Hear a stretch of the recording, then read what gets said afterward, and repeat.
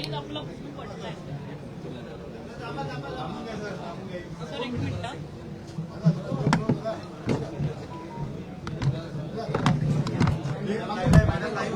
अरे बाबा बूम पडलाय, थांब ना.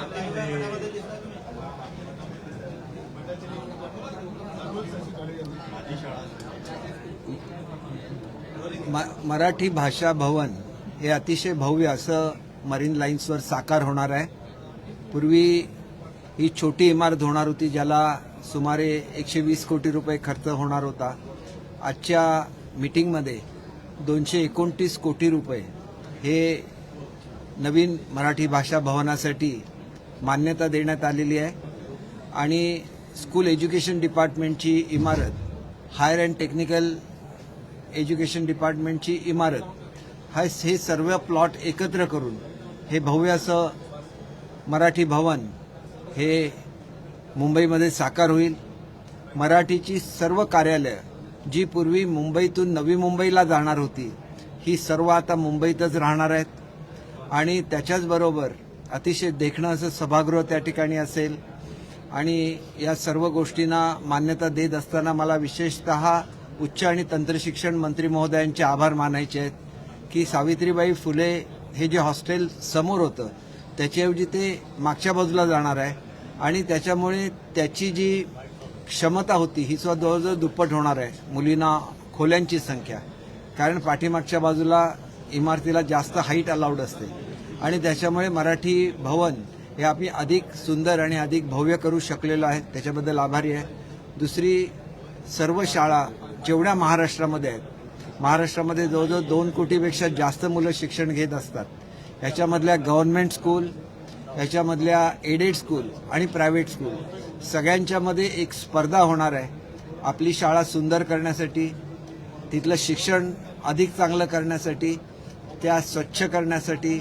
आणि ह्या स्पर्धांना चांगली अशी बक्षिसं दिली जाणार आहेत. त्याच्यासाठी आज 86 कोटी रुपयाच्या आराखड्याला, खर्चाला ही कॅबिनेटने मान्यता दिलेली आहे.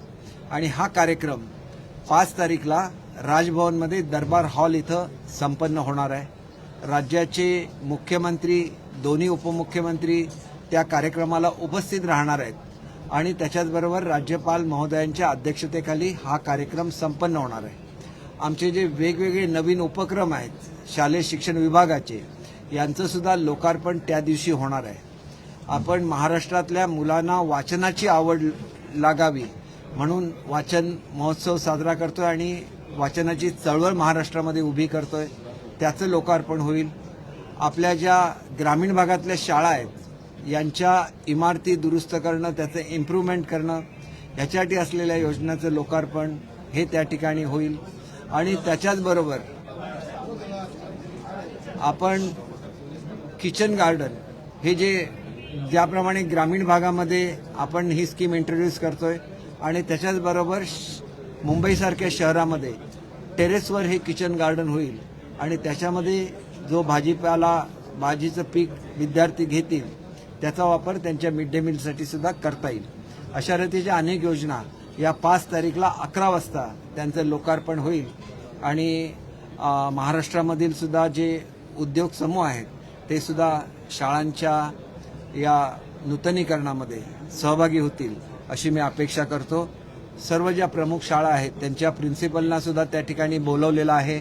आणि त्याच्यामुळे एकंदरीतच शाळांचा कायापालट करणाऱ्या योजनेचं नाव मुख्यमंत्री माझी शाळा सुंदर शाळा असं आहे. आणि मुख्यमंत्री महोदय स्वतः मुलांशी संपर्क साधणार आहेत. प्रत्येक मुलाला ते पत्र लिहिणार आहेत आणि मुलांमध्ये जागृती होईल, मुलं अधिक हुशार होतील आणि मुलांमध्ये कॉम्पिटिशन होत असतानाच शाळांचा दर्जा सुद्धा सुधारेल अशी अपेक्षा आहे. आणि याचं प्रसारण हे प्रत्येक शाळेमध्ये सुद्धा 5 तारीखला केलं जाईल.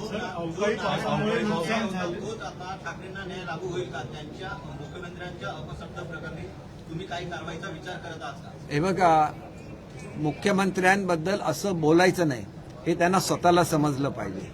आपल्याला माहिती आहे की मुंबईचे माजी महापौर जे दळवी आहेत त्यांच्यावर पोलिसांनी कारवाई केलेली आहे. शेवटी मुख्यमंत्री हा कुठल्याही पक्षाचा नसतो. मुख्यमंत्री हे महाराष्ट्राचं प्रमुख पद आहे आणि त्याच्याबद्दल कोणीही चुकीचं बोलता कामा नये. हे सर्वांना लागू होतं. आणि कोणी चुकीने बोललेलं असेल तर ते दिलगिरी व्यक्त करू शकतात. राजकारणाची पातळी खालावलेली आहेच. फक्त आमच्या मुख्यमंत्री महोदयांचं मन मोठं आहे म्हणून त्यांनी या संदर्भात काही कारवाई केलेली नाही. निदान बोलताना एवढं तरी भान राखा की आपण ज्यांच्याबद्दल एवढ्या खालच्या पातळीवर जाऊन बोलतो, प्रसंगी तुमच्यावर कारवाईची शक्यता असताना सुद्धा बाळासाहेबांच्या बद्दल आणि तुमच्याबद्दल असलेल्या आदरापोटी त्यांनी तुम्हाला कशा रीतीची ट्रीटमेंट दिली हे सुद्धा लक्षात घ्यावं आणि निदान बोलण्याची भाषा तरी सुधारावी सर्वच लोकांनी त्या पक्षातल्या. एवढीच माझी अपेक्षा आहे त्यांच्याकडे. काल विखे पाटील म्हणाले की छगन भुजबळ यांनी संयम बाळगला पाहिजे आणि जर बोलायचं असेल त्यांनी मंत्रिपदाचा राजीनामा दिला पाहिजे आणि बाहेर जाऊन बोललं पाहिजे. मला असं वाटतं की हा अंतर्गत प्रश्न आहे आणि त्याच्यामुळे मुख्यमंत्री उपमुख्यमंत्री महोदय आपापसात चर्चा करतील. ते ज्येष्ठ मंत्री आहेत, त्यांच्याशी चर्चा करतील. हा विषय हा मंत्रिमंडळाने घेतलेला निर्णय असल्यामुळे सर्वांनी तो पाळावा असे मंत्रिमंडळाचे सदस्य म्हणून आमची अपेक्षा आहे. लोकसभा निवडणुका झाल्यानंतर या कॅबिनेटनंतर देखील छगन भुजबळ बाहेर जाऊन सभा घेतात आणि सरकारच्या विरोधात देखील बोलतात आणि ज्या पद्धतीनं ते बोलतात की आता विखे पाटील बोलले आहेत कुठेतरी स्वतः मंत्री त्यांना सरकारचे निर्णय मागत आहेत. एक गोष्ट अशी आहे की शिंदे आयोग नेमण्याचा निर्णय हा पूर्ण मंत्रिमंडळाने एकमताने घेतलेला होता आणि त्याच्यामुळे त्याबाबत काही बोलणं योग्य अयोग्य हे त्यांनी ज्येष्ठ मंत्री म्हणून ठरवावं. त्यांच्याबद्दल मी काहीही बोलणार नाही. शेवटी ते आमच्या मंत्रिमंडळाचे ज्येष्ठ मंत्री आहेत आणि त्याच्यामुळे आदरणीय मुख्यमंत्री महोदयांनी आपली बाजू स्पष्ट केलेली आहे की ओबीसी आरक्षणाला कुठलाही धक्का न लावता मराठा आरक्षण देण्यात येईल आणि त्याच्यामुळे याच्याबद्दल काहीही बोलणं आजच्या स्थितीमध्ये चुकीचं आहे. ओबीसी समाजावर कुठलाही अन्याय होणार नाही याबाबत आमचं सरकार ठाम आहे आणि त्याच्याचबरोबर मराठा समाजाला स्वतंत्र आरक्षण देण्याच्या संदर्भात सुद्धा आमचं सरकार ठाम आहे. लोकसभा निवडणुकीच्या कॅबिनेटमध्ये झालेला होता. तुम्ही सुद्धा एक कॅबिनेटचा भाग आहात. त्यावेळेला छगन भुजबळांनी या निर्णयाला विरोध केला होता का या समितीने महाराष्ट्रभर काम करण्याला? आणि जर त्यांनी विरोध केला नसेल तर मग ते बाहेर जाऊन काय बोलतात या संदर्भात? नाही, या संदर्भात आपण त्यांना विचारणे योग्य ठरेल. कारण कॅबिनेटमध्ये काय चर्चा होते हे आम्हाला बाहेर सांगता येत नाही. मी आपल्याला सांगितलेलं आहे की शिंदे समिती नेमण्याचा निर्णय हा कॅबिनेटने एकमताने घेतलेला होता. याच्या पलीकडे मी काही सांगू शकत नाही आणि त्याच्यामुळे शिंदे समितीने जी मागणी पहिली होती मराठा समाजाची ती मान्य झालेली आहे. त्या ठिकाणी कुणबी दाखले द्यायला सुरुवात झालेली आहे आणि त्यानंतर सुद्धा सभा घेणं किंवा वातावरण तापवणं हे योग्य नाही. त्याच्यामुळे ज्याप्रमाणे ओबीसी नेत्यांनी सुद्धा आपलं आंदोलन थांबवलं पाहिजे त्याप्रमाणे मराठा समाजाने सुद्धा आपलं आंदोलन थांबवलं पाहिजे. कारण त्यांची एक मागणी मान्य झालेली आहे आणि दुसरी जी मागणी आहे ती मराठा समाजाला आरक्षण देण्याच्या संदर्भातली आहे आणि हे आरक्षण हे ओबीसी आरक्षणाला कुठलाही धक्का न लावता दिलं जाईल याची मी आपल्याला खात्री देतो. लोकसभा निवडणुकीनंतर कुठेतरी अजित पवारांना साईडलाईन केलं जाईल असं वक्तव्य जे आहे ते अनिल देशमुख यांनी केलं. हे बघा, असं आहे की आपल्याबरोबर आता कोणीही शिल्लक नाही. मग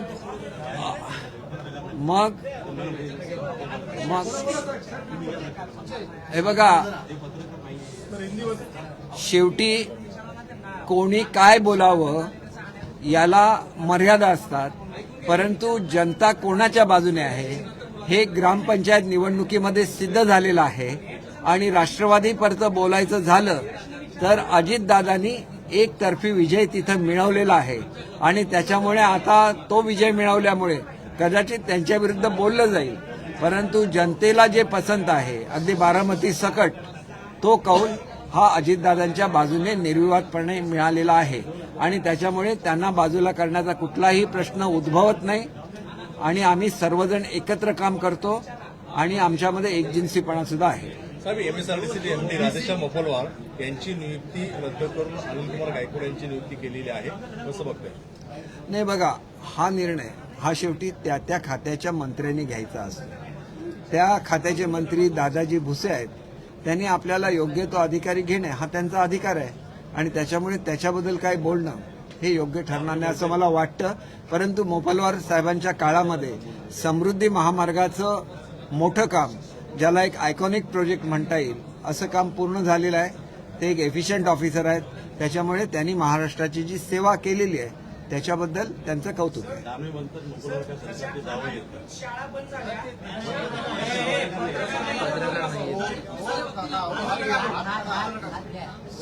दानवे म्हणतात की मुकुंदराव सरकारचे दावे आहेत त्यांना सगळ्यात महत्वाचं भूमिका आहे. हां, दानवे म्हणतात मुकुंदराव सरकारची दावे येतात. हे बघा, याच्यामध्ये असं आहे की अनेक अधिकाऱ्यांना रिटायरमेंट नंतर विविध जबाबदाऱ्या दिल्या जातात आणि अशा असंख्य अधिकाऱ्यांना दिलेल्या आहेत. जवळजवळ प्रत्येक अधिकारी जो एफिशियंट आहे, म्हणजे खरं तर IAS कॅडरमध्ये खूप कमी अधिकारी असतात आणि आमच्याकडे असलेली पदं असतात वेगवेगळी, आणि त्या पदावर एकदा ते रिटायर झाले की त्यांना नेमणुका दिल्या जातात आणि त्याच्यामुळे असे जे एफिशियंट ऑफिसर्स आहेत, एकतर त्यांना वेगवेगळ्या पदांवर नेमणुका असतात किंवा आमच्या ज्या वेगवेगळ्या कमिट्या होतात त्याच्यामध्ये सुद्धा त्यांच्या ज्ञानाचा उपयोग केला जातो. केसरकर साहब, आज जो कैबिनेट में किसानों को 3 हेक्टेयर तक मदद करने का जो फैसला हुआ है, इसके बावजूद विपक्ष कह रहा है कि सरकार को फौरी तौर पर 25,000 की मदद देनी चाहिए थी. सरकार पंचनामा कर रही है, लेकिन अब सरकार का पंचनामा किसान ही करेंगे. मदद चाहिए थी, लेकिन सरकार ने मदद नहीं की. देखिए वो बोलते हैं, करते कुछ नहीं. जो नुकसान बारिश में हुआ था, या तो उसका भी बहुत सारा हिस्सा किसानों तक पहुंचा है. जहां वो नहीं पहुंचा है उसके बारे में भी चर्चा हुई, वो तुरंत पहुंचना चाहिए. और कुछ बीमा कंपनियां हैं जिन्होंने अपील की थी, उनके भी अपील का निपटारा जल्द से जल्द हो रहा है. इतना ही नहीं, कोई किसान के अकाउंट में कम पैसा जमा हुआ था, जैसे सरकार का एक नियम है कम से कम 1,000 रुपया देना चाहिए, तो इसके बारे में भी इंक्वायरी करने के आदेश दिए हैं और हर किसान के अकाउंट में मिनिमम 1,000 रुपया तो जाना ही चाहिए. चाहे उसका नुकसान 100 रुपए का भी हो, उसको 1,000 मिलेगा और इसके 1,000 रुपए के ऊपर का जो नुकसान हुआ है, जो एक्चुअल नुकसान है, वो उनको मिलेगा. ये पहली बार हुआ है महाराष्ट्र में कि 1 रुपए में बीमा का कवच दिया गया है. इसका फायदा ये भी होगा कि कल की जो बारिश हुई, जिसके बारे में आदरणीय पाटिल साहब ने आपको कहा है कि उसके भी पंचनामे बहुत जल्दी किए जा रहे हैं और उनको भी मदद जल्दी से जल्दी पहुंचेगी. आप समझिए कि लास्ट वीक में ही 1,000 करोड़ के ऊपर का भुगतान हो गया किसानों को. इनको मालूम भी नहीं है, ये सिर्फ बातें करते हैं, मुंह से बातें करते हैं, किसानों को कुछ देते नहीं है. जो किसान समय पे अपना जो लोन है वो रिपे करते हैं, इसके लिए इन्होंने अनाउंस किया था 50,000 रुपीज, कभी भी नहीं दिया. हमारी सरकार आने के बाद तुरंत हमने वो दिया. किसान ये हमारी पहली प्रायोरिटी है और इनकी प्रायोरिटी है कि एक आग लगा देना हर जगह पे, उनके मन में असंतोष पैदा करना. जबकि मैं सब किसानों को बहुत ही आदरपूर्वक कहना चाहता हूं, आपका पैसा आपके अकाउंट में पूरा जमा हो जाएगा और उसमें भी 2 हेक्टेयर के बजाय 3 हेक्टेयर का जो नियम लगाया है सरकार ने, वो भी वैसे ही कायम रहेगा. और जितने जल्दी हो सके इतना ही सरकार ने आदेश दिया है कि सब पंचनामे एक साथ होने चाहिए और सब किसानों की मदद एक ही साथ होनी चाहिए. इसलिए हमारे जो भी अधिकारी जिला स्तर पे काम करते हैं, मेरे उनसे भी रिक्वेस्ट रहेगी कि जल्द से जल्द अपने पंचनामे पूरे कीजिए, सरकार के पास भेज दीजिए. जिस दिन ये सरकार के पास पहुंच गए उसी दिन सीएम साहब अनाउंस करेंगे सरकार की तरफ से मदद, और ना कि सिर्फ अनाउंस करेंगे, वो डायरेक्टली उस हमारे जो बंधु है, जो किसान है, उनके अकाउंट में वो जमा हो जाएगा. केसरकर साहब, आप मंत्री हैं, लेकिन एनडीए की सहयोगी शिवसेना के प्रवक्ता भी है, तो जो टनल से जो मजदूर बाहर निकाले गए उसको लेकर अब राजनीति शुरू हो गई है.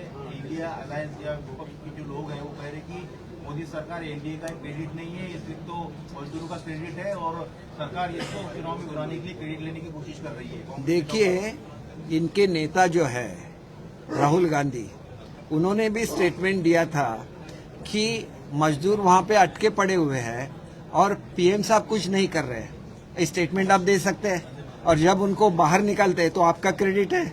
उन्होंने अमेरिका से टेक्नीशियन मंगाए, उन्होंने हर कोई जो एक्सपर्ट है उसको काम पे लगा दिया. एक ऐसे पीएम है जो हर एक के दुख में साथ देते हैं, हर एक जो आपदा आती है उसको वो लड़ते हैं, सिर्फ मुंह से बात नहीं करते. थँक्यू. साहेब, एक शेवटचा प्रश्न. हिवाळ्या दिवसांचा कालावधी फारच कमी आहे. सरकार चर्चेपासून वेळ काढतंय. सरकारला चर्चा करायची नाहीये. सरकार पळवाट शोधतं असा आरोप वडेट्टीवारांनी. हे बघा, वडेट्टीवार साहेबांच्याबद्दल मला आदर आहे. जर वेळ कमी असेल तर मिळालेल्या प्रत्येक दिवसाचा वापर केला गेला पाहिजे. कुठल्याही परिस्थितीमध्ये सदनाचं काम बंद पडणार नाही याची काळजी सर्वांनी घेतली पाहिजे. तर चांगली चर्चा होऊ शकते, चांगले निर्णय होऊ शकतात. सरकार सकारात्मक आहे. केवळ घोषणा करणं याला महत्त्व नाही. उद्या असं म्हटलं की अमुक रक्कम द्या, अशी कोणी लमसम रक्कम कधीही जाहीर केलेली नाही. कारण प्रत्येकाचं नुकसान वेगवेगळं असतं आणि आम्ही सर्वांना इन्शुरन्स दिलेला आहे. त्याच्यामुळे मोठ्या प्रमाणात, मी सांगितलं गेल्याच आठवड्यामध्ये 1000 कोटीची रक्कम वाटण्यात आली. म्हणजे हे कॉन्स्टंटली चालू आहे. तुम्ही कधी त्यांना विमा देण्याच्या बद्दल विचार केला नाही. आम्ही 1 रुपयामध्ये त्यांना विमा दिलाय, त्यांचे हप्ते भरले आहेत आणि ज्यांना विम्याचं संरक्षण मिळणार नाही त्यांना सरकार ते संरक्षण देणार आहे. याच्यापेक्षा कुठलं सरकार काय जास्त करू शकतं सांगा. केवळ राजकारण म्हणून राजकारण करायचं याला काही अर्थ नाही. तुम्हाला काही बोलायचं असेल सरकारला, तुम्ही चर्चेच्या टेबलावर येऊ शकता. आजपर्यंत शेतकऱ्यांची कुठलीही मागणी ही तुम्ही केलेली नाही. तुम्ही फक्त राजकारण केलेलं आहे आणि असं राजकारण करण्यापेक्षा सरकारबरोबर सकारात्मक चर्चा केली तर महाराष्ट्राच्या हिताचे निर्णय अधिक चांगले होऊ शकतात. येणाऱ्या अधिवेशनामध्ये, संसदीय अधिवेशनामध्ये कुठेतरी जातनीय आहे 100% मिळेल, मी आपल्याला खात्री देतो. आणि त्याच्यासाठी उगाच आम्ही आंदोलन केलं म्हणून मिळालं असं बिलकुल नाही. मी अधिवेशन होण्यापूर्वी अगोदर एवढे दिवस सांगतोय, आम्ही 100% देणार आहोत. तुम्ही काही करायची गरज नाही आणि मागितलेल्यापेक्षा जास्त मिळण्याची आम्हाला खात्री आहे. कारण 2च्या ऐवजी 3 हेक्टर केले म्हणजे आपोआपच वाढलेलंच आहे. आणि त्याच्यामुळे माझी एवढीच विनंती आहे की विरोधी पक्ष म्हणून विरोधी पक्षांनी बोललं पाहिजे, परंतु सकारात्मक भूमिका सुद्धा घेतली पाहिजे. आज महाराष्ट्रामध्ये जे चाललेलं आहे काही ठराविक पक्षांकडून, ते राजकारण खालच्या पातळीवरचं चाललेलं आहे. मुख्यमंत्र्यांच्या बद्दल अशा संदर्भात कोणी काय बोललेलं नव्हतं आणि बोललं तर त्यांना ताटावर उठवून केंद्रीय मंत्र्यांना अटक केलेली आहे. पण आम्ही बघा केवढा संयम आमच्या मुख्यमंत्र्यांनी बाळगलेला आहे. आणि तरी पण हे सगळ्या शिवसैनिकांनी समजून घेतलं पाहिजे की आपल्या नेत्याचा आदर कसा ठेवणारा शिवसैनिक असतो याचं उत्कृष्ट उदाहरण हे एकनाथ शिंदे साहेब आहेत. येणाऱ्या संसदीय अधिवेशनामध्ये जातनीय जनगणना केली जाण्याची शक्यता आणि असा अधिनियम जो आहे तो संसदेच्या अधिवेशनामध्ये चर्चा केली जाणार आहे. त्याबद्दल हे बघा, संसदेच्या अधिवेशनामध्ये काय करायचं हे सत्ताधारी पक्ष आणि त्यांचे पार्लमेंटरी कमिट्या ठरवतात आणि त्याच्यामुळे अशी जर झालं तर संपूर्ण देशाला त्याचा फायदा होईल. आणि त्याच्यामुळे मला असं वाटतं की हा निर्णय प्रत्येक राज्याच्या स्तरावर ज्याला होतो त्याला असा निर्णय महाराष्ट्रामध्ये घ्यावा का, याच्यावर आमचे मुख्यमंत्री उपमुख्यमंत्री महोदय योग्य तो निर्णय अधिवेशनाच्या काळात घेतील आणि त्याचा ते घोषणा करतील. अधिवेशनाच्या काळात काय होणार हे मी आजच काय प्रिडिक्ट करू शकत नाही. अपोजिशन की मांग रही है लगातार, अपोजिशन की लगातार मांग रही है कि अगर आज सेंचुरी होना चाहिए, सरकार इसको लेकर आश्वस्त करती है कि सत्र शुरू होने से पहले किसानों के अकाउंट में पैसे पहुंच जाएंगे मुआवजे के। सत्र शुरू होने से पहले कैसे पहुंचेंगे? आज दिन कौन सा है? आज दिन कौन सा है? सत्र शुरू होने में 4 दिन सिर्फ बचे हुए, 4-5 दिन बचे हैं. तो उसके जो पंचनामे हैं वो करने में भी कुछ समय जाता है. तो अधिवेशन के दरमियान मुख्यमंत्री महोदय खुद इसकी घोषणा करेंगे और उसके पैसे भी तुरंत जो हमारे किसान भाई है उनके अकाउंट में जमा हो जाएगी. आरक्षण को लेकर जो चल रहा है पूरे महाराष्ट्र में, जाति न्याय जनगणना की मांग की जा रही है विपक्ष द्वारा, उसको लेकर के सरकार कितनी गंभीर है? कैबिनेट में कोई चर्चा हुई? क्या जाति न्याय जनगणना महाराष्ट्र में की जाएगी? देखिए, ये पॉलिसी डिसीजन है और पॉलिसी डिसीजन के बारे में कुछ भी अनाउंसमेंट करना ये मुख्यमंत्री महोदय का प्रियोगेटिव है और वो इसके बारे में घोषणा करेंगे जो भी निर्णय होगा.